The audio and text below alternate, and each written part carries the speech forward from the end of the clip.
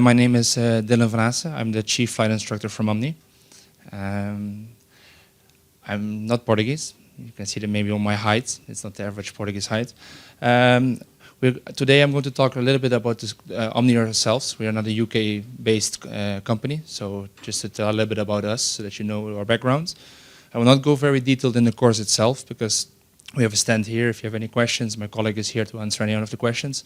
But I'm here mostly to talk a little bit about the difference now between the UK license and the European license. There's a lot of confusion there, so just to clear that out a little bit.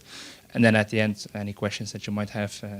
But if there's any questions in the meantime, just interrupt me, raise your hand, and I will answer it immediately. Okay. So first, who's OMNI Group? So OMNI Aviation Group is a group that exists already for many years in Portugal. Was created by two owners. And we have different companies. So we have the school, which I'm representing here today.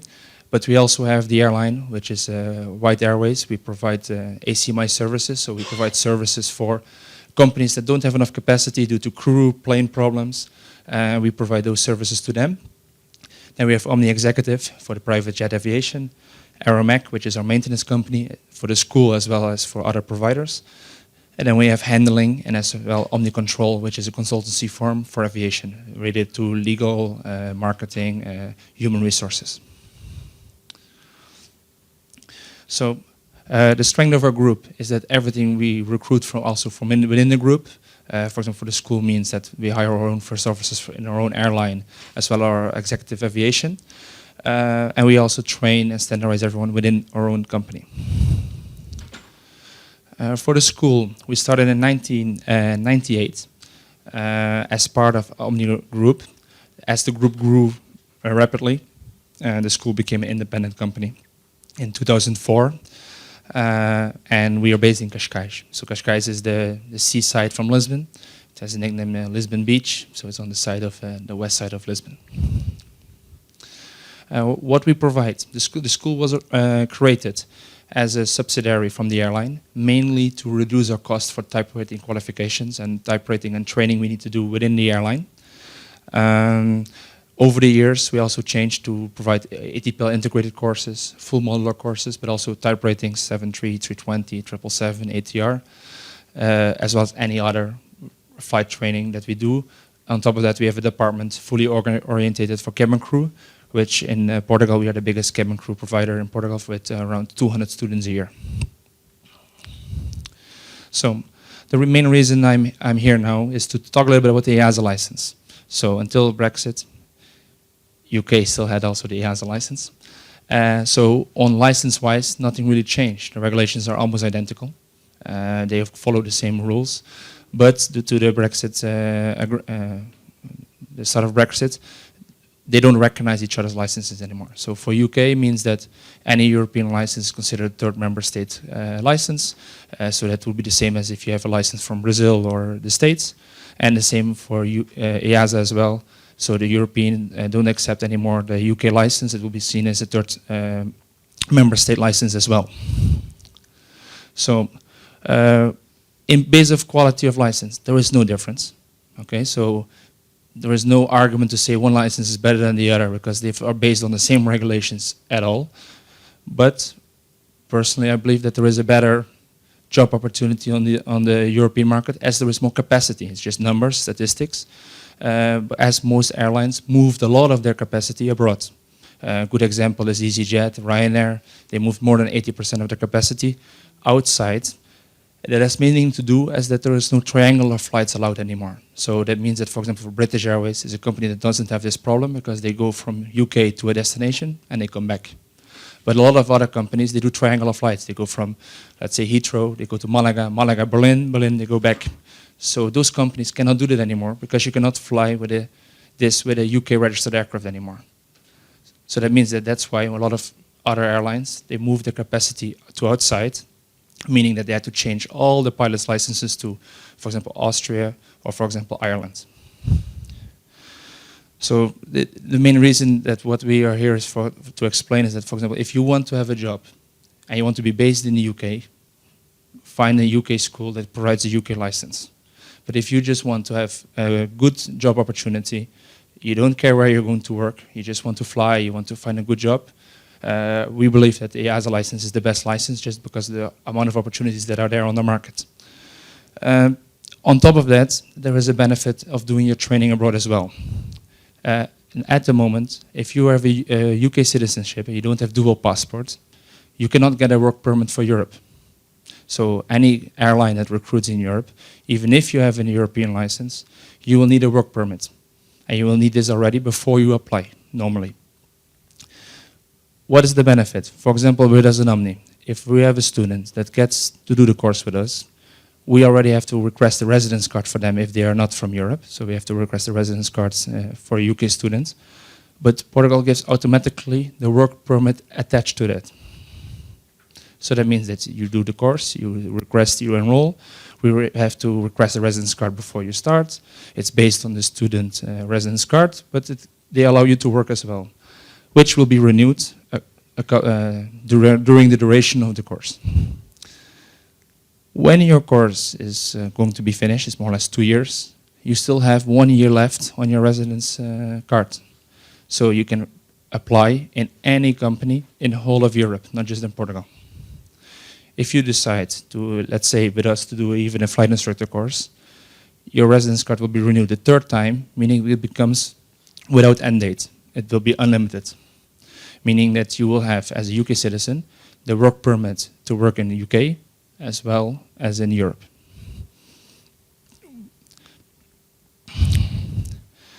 Then the EASA to UK conversion. So there are schools that provide dual licensing, which has a benefit time-wise, but regulation-wise, everything stays the same. Doesn't matter if you go to a school that doesn't have dual licensing or not, because all exams you have to do twice. So imagine if you want to get a UK license, after having a European license, you have to do all 13 exams again, and you have to do the exams for the ratings that you have. The other way around is the same. So if you have a UK license, want to get a European license, it's exactly the same rules. What is the difference on a school that provides dual licensing? Is that they time the things in a way that they are very close to each other. So that means, for example, today you have your UK exams. The day after, you have the same exam, but based on EASA. Okay? So that means instead of 13 exams, you're doing 26 exams. Yeah? Sounds bureaucratic? I completely agree. But that's the rule. The negative side is that flight-wise, you need to do it as well. So for example, on an instrument rating that you will get doing your integrated course or modular course, you have to do it in the airspace and the country and the airplane registration of the country that issues the license. So for example, if you want a UK license, you need to do it in your UK airspace on a UK aircraft. You want to get a European license, you need to instrument rating to do it in a European airspace with a European registered aircraft. Meaning that if you do a dual license school, you cannot do the exam today and then the same exam tomorrow. You have to do it from, let's say, in Spain, Portugal, then go to UK, do the exam again, and then go back. So, going to the crediting, you don't need to do all your training again. Even if you just do an EASA course, you do just a UK course, if you want to get dual license, you don't need to do the course twice. I'm not going very detailed in it, but you can find it. It's called Route 4. It's issued by the UK CAA authority. Full courses are being credited to the full extent, but the exams have to be complied with. So that means that for the theory, you have to do all the exams again, and for the flight skills exams, you have to do it as well. Is there any questions about this subject? No? Yes? So, do I understand correctly that you have to do twice the flight hours as well? No, twice the exams. So, for example, on an integrated course, normally you have 2 skill tests, which is the CPL and the multi-engine IR. So those have to be done twice. So every official exam that you have to do it, imagine in the UK with a UK examiner, you have to do twice. One time in a UK airspace with a UK examiner on a UK aircraft, and the other time in a European airspace with a European license examiner and a European registered aircraft. Okay. So you don't need to do twice the hours. Okay, you don't have that cost.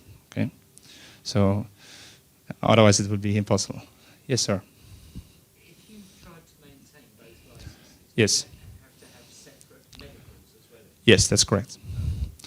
So every license that is being issued has to be, the records have to be held by the authority. So for example, here today, I think there is Heathrow Medical Company here today. They do exams for all different authorities. So they do it for FAA, they do it for EASA, they do it for UKCA. So you have to keep your medical valid of both licenses. So that means that for a commercial pilot, you have to do the medical twice every year, one time for Europe, one time for UK. And what's following on from that? What about 6-monthly city checks?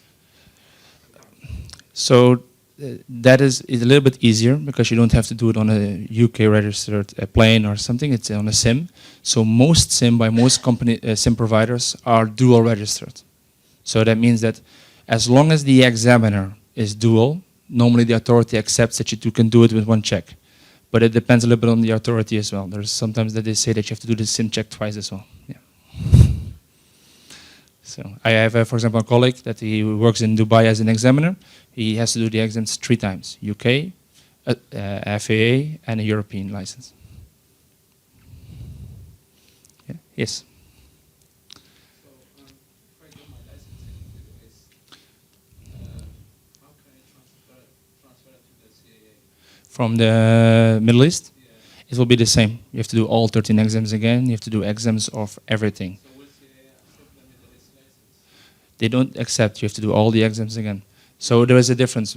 For example, if you are a pilot with experience, 1,500 hours, you have normally a type rating attached to it. So it can be a Boeing 737, Airbus 320. So you do the 13 exams of the theory, and then you do the line check on the simulator. If you do have less hours, the school, so let's say in this case a UK school, have to do an assessment test flight with you, and based on the skills that you show on the assessment flight, they have to provide you a training program, which if they say is not needed, he does everything correctly, you can go straight to the exam.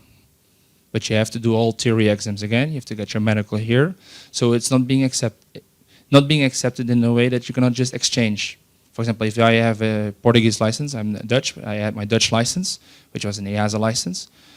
As I became an examiner in Portugal, Portugal has as a requirement that my license has to become Portuguese as well, even though that is EASA.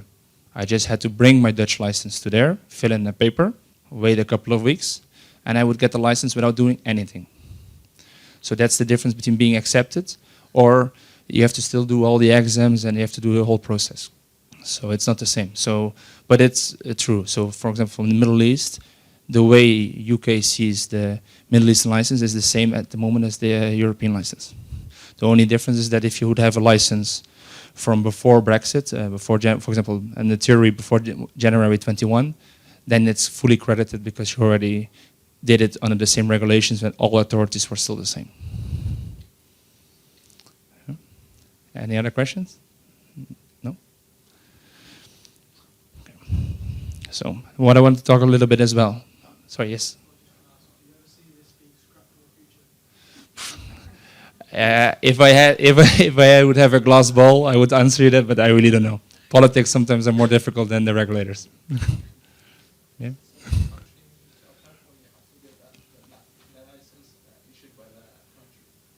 Say again? So any country you apply for, Yeah. you have to apply for the license that is No. by that country. If you want to work in UK for a UK-based company, you have to have a UK-based license. You want to apply for Malaysia, Mm. you have to apply for the Malaysia. Oh, look, that's not. They have their own regulations. Okay, so I cannot answer you that because I'm not familiar with the Malaysian regulators. But so it depends. For example, Middle East, they just accept. You deliver your papers, and the GCAA, they accept the UK or EASA license.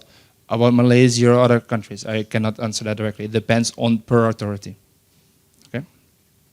But within the big difference I'm trying to explain now is just between the UK and the European licenses. Yeah.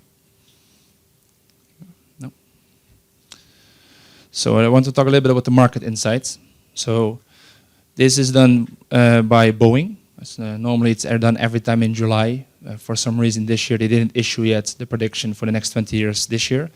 But it's from July last year.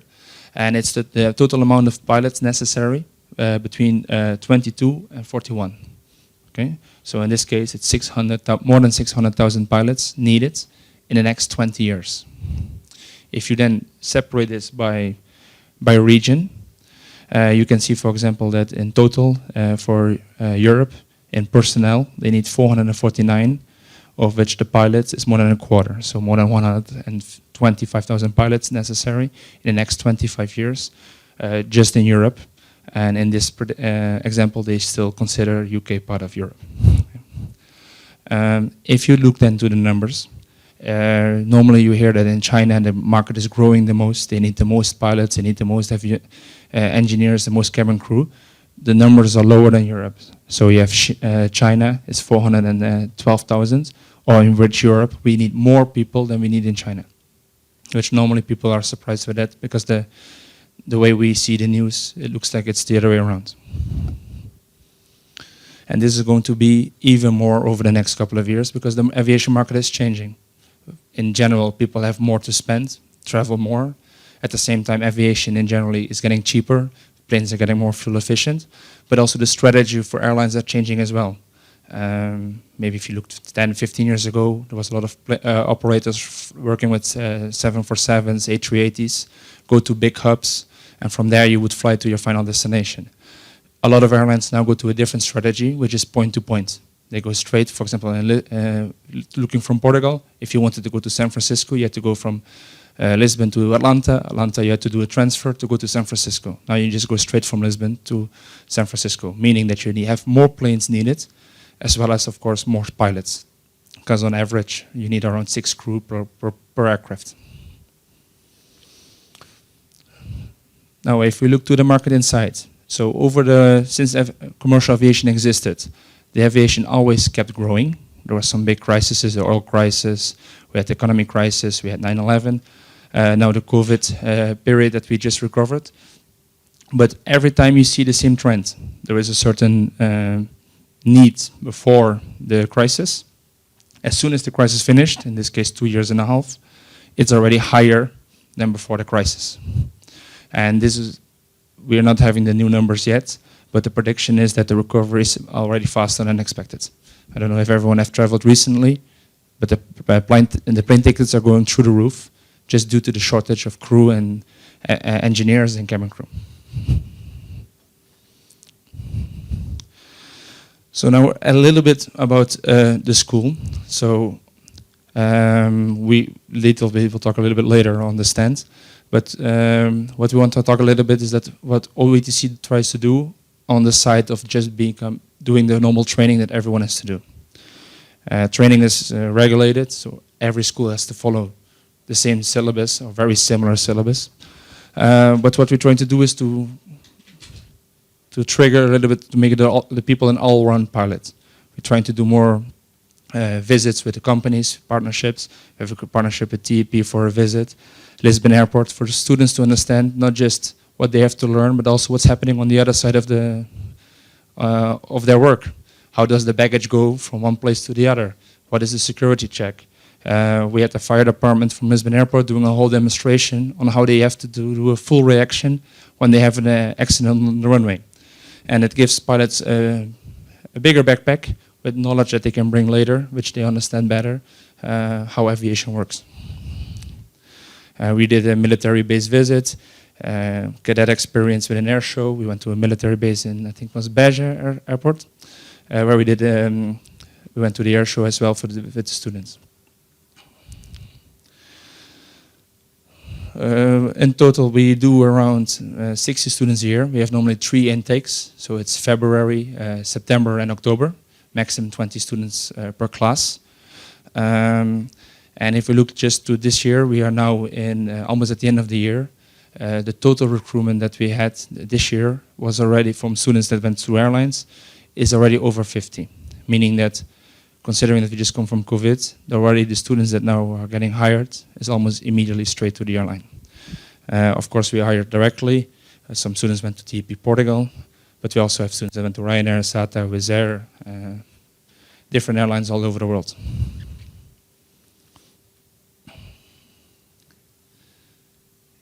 Any questions? No? Nothing?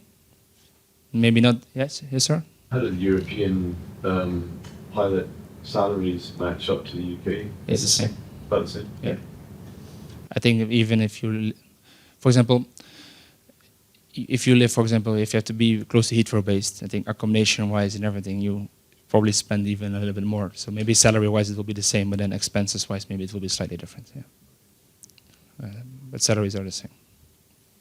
Yes. So obviously, for dual license, it would help if you wanted to work for an airline in Europe. But we Brexit, and obviously you talked about before, once you finish your training, your residency, you'll be able to fly. Yeah. Will it be easier to keep then, because you've got the qualification to get residency in Europe? So on a dual license school, it's a little bit different. We are not a dual license school. We offer strictly EASA licenses. But to answer your question about that, if you are not spending time in a certain country, they will not give you the residency. So as the course is a 2-year duration course, they give the residence permit, which attached has also the working permit for the duration of the residence permit. So if you are, for example, a dual passport holder, you don't have that problem. But if you are like a UK citizen coming to, for example, to OMNI, in this case to our school, you get, before you start, you have the residence permit, which gets extended until 1 year every time. So if the course is 2 years, probably just before the 2 years, we have to renew again with anticipation. So that means when you finish, you have more or less 1 more year left on your residency. As you have residency and work permit, you can apply anywhere.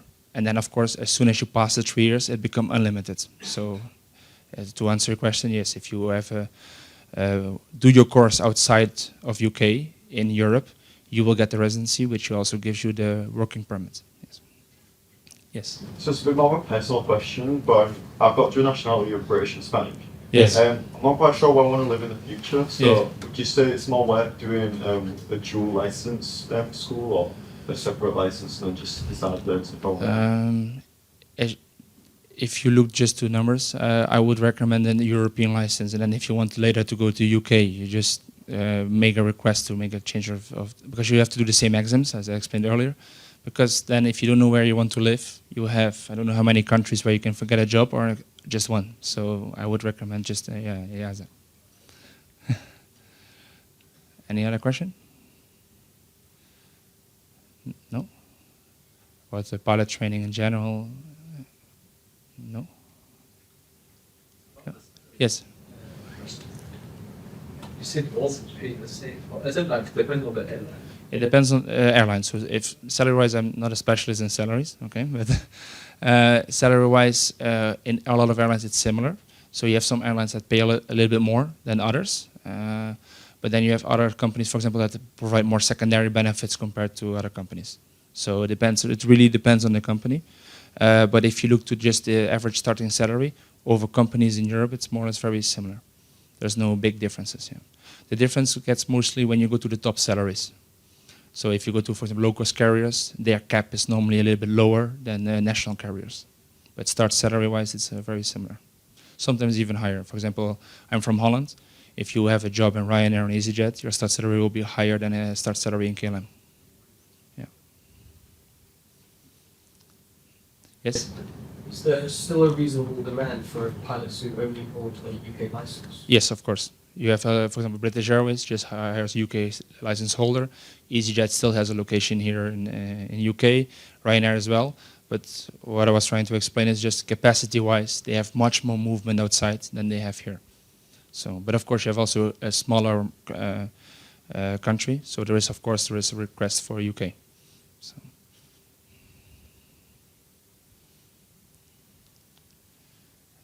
Anything else? No? And I want to thank you very much all for listening. If you want to meet us, we are just here outside when you enter on the right side. We have a simulator next to us, so if you want to give it a try, my colleague Marianne and André will be there to help you with the simulator and give it a try to see if you can land here in Heathrow. Okay. Thank you very much. Bye-bye.